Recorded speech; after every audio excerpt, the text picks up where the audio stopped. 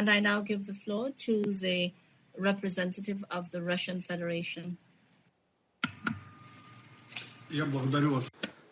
Thank you, Madam President.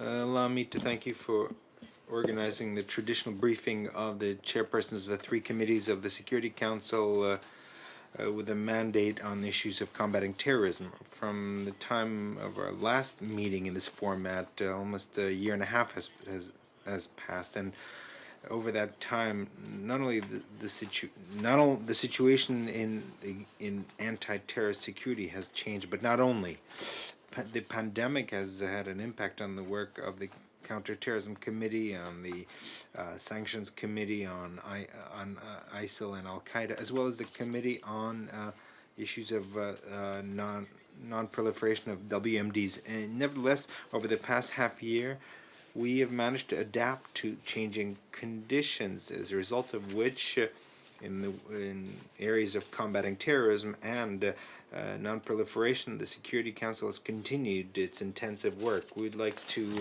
wish continued successes to the chairpersons of the three committees and thank them for their reports on implementing their mandates. Madam President, the existing restrictions on air travel as well as quarantine measures imposed by states have forced the Counterterrorism Committee to suspend monitoring visits.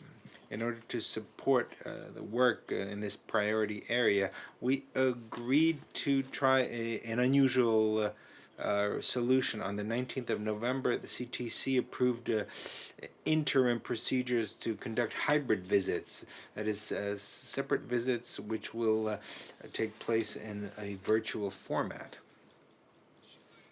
We believe it's extremely important that in spite of this virtual component of these visits will be conducted on the ground by CTED and with the participation of other specialized UN bodies. What's important is that all the agreed rules of such visits are complied with. Of course, this is an interim temporary measure, and in 6 months we will consider the possibility of extending these rules or these measures or returning to the normal work of the committee. It should be taken into account that control over implementing the relevant resolutions or monitoring by the Security Council was not stopped during the pandemic, even without the country visits. Furthermore, the CTED managed to significantly increase its work on reviewing states based on detailed reviews of the implementation of Resolution 1373. During the current cycle, 177 countries have been reviewed. Soon the committee will be approving the renewed procedures for analyzing the anti-terrorist systems of states. It's important to maintain balanced character of the review instruments without being distracted by secondary topics. A key criteria of the effectiveness of combating terrorism is still the possibility of a state to create safeguards against the financial and ideological lifeline to terrorists, as well as to ensure that there's no statute of limitations for terrorist crimes. Unfortunately, this year we were not able to hold two key events of the CTC, which were supposed to be dedicated precisely to the aforementioned topics. And we hope that the joint briefing with the 1267 committee dedicated to countering the financing of terrorism and the open meeting of the CTC on combating the use by the internet for terrorist purposes will be held as soon as the pandemic-related restrictions are lifted. Now, we note the efforts of CTED in the analytic area, in particular in cooperation with the Global Research Network. For example, the summary on the influence of the coronavirus on terrorist activity turned out to be very useful. The report mentioned today on the implementation of Resolution 2462, prepared by CTED and the monitoring group of the Sanctions Committee, was further confirmed the expert capacity of these structures. Unfortunately, not on all thematic clusters discussed by the CTC. have the approaches of member states been as closely coordinated? In particular, we are concerned about the high level of politicization of issues such as human rights, combating violent extremism and extreme right ideology, as well as the issue of collecting evidence of terrorist crimes in conflict areas. As we see it, at this juncture, it would be more useful to focus on the more essential issue of repatriating terrorists and members of their families from Syria and Iraq. Madam President, we note the work of the 1267, 1989, and 2253 Committee on Sanctions Against the Islamic State and Al-Qaeda. It remains one of the most effective mechanisms of the Security Council in combating terrorism. The key task is to effectively implement resolutions of the Security Council on the anti-terrorist sanctions regime against ISIL and Al-Qaeda. Russia attaches extreme primary importance to this goal. We also note the continued terrorist activity of ISIL in Afghanistan. In spite of losses by this group in the north of the country, the group continues to be one of the key factors of destabilizing the situation in the country. An additional danger comes from their expanded ideological propaganda and recruitment activity based on the deft use of ICTs. Now, currently on our radar is the activity of foreign terrorist fighters in various regions of the world, including Afghanistan. They have received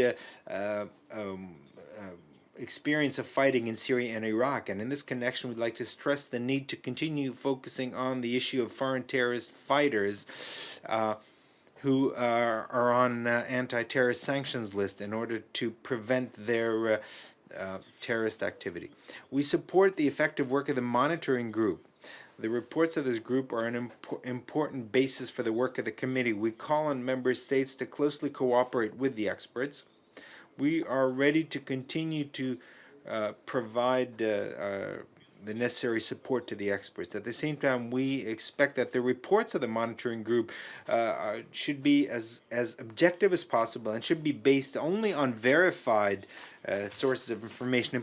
Of particular importance are country visits by the monitoring group. Unfortunately, during the pandemic, the visits by this group have been canceled.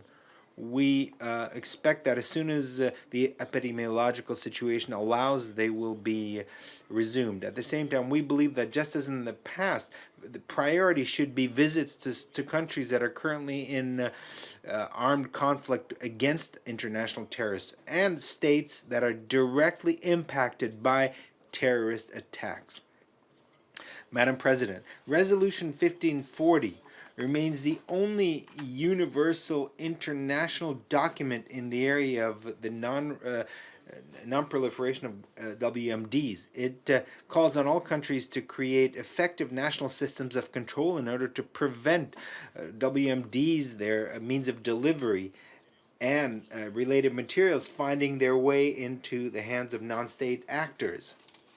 The coordinated work of all member states is the only guarantee of the successful implementation of Resolution 1540. Russia attaches top importance to this issue. We are interested in finding common positions with our partners in the area of promoting the non-proliferation agenda. Overall, we are satisfied with the implementation of this document and the fact that the international community recognizes its importance.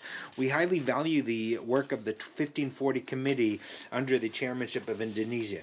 The priority area in the work of the 1540 Committee remains the provision of technical assistance to states.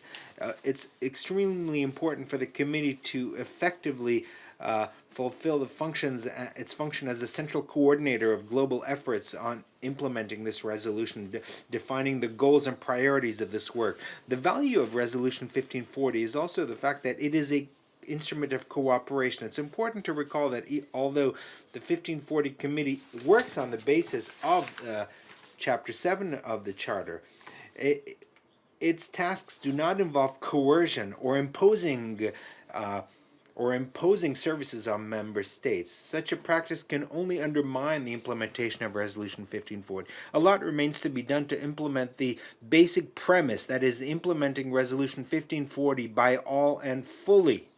Unfortunately, this year the negative impact was caused by the force majeure of the pandemic, and many areas of the non-proliferation agenda have suffered from this. In particular, the comprehensive review of implementing Resolution 1540 has been postponed until 2021. However, we are convinced that these circumstances should not undermine the effectiveness of the work of the committee, and we expect that it will continue to work as dynamically as in the past. In light of the activity of ISIL in the Middle East and of other terrorist groups who have managed to acquire the technology to produce chemical weapons and actively use it, it's important to take decisive steps to prevent the terrible threat of the use of chemical weapons. There's a real risk as the situation is normalized in one country. Terrorists who have gained practical experience in this area will try to hide in other countries. The spread of this knowledge represents no less a threat than the actual use of this kind of weapons of mass destruction. In this context, the initiative of Russia to develop and adopt a convention on combating the actions of chemical and biological terrorism has become more and more relevant. Perhaps then we won't hear such irresponsible declarations as those we've heard from the representative of the United States about the supposed so-called examples of the use of chemical weapons. These issues will only be resolved in the legal sphere rather than through loud political declarations. Thank you very much, Madam. The representative of the Russian Federation for his statement.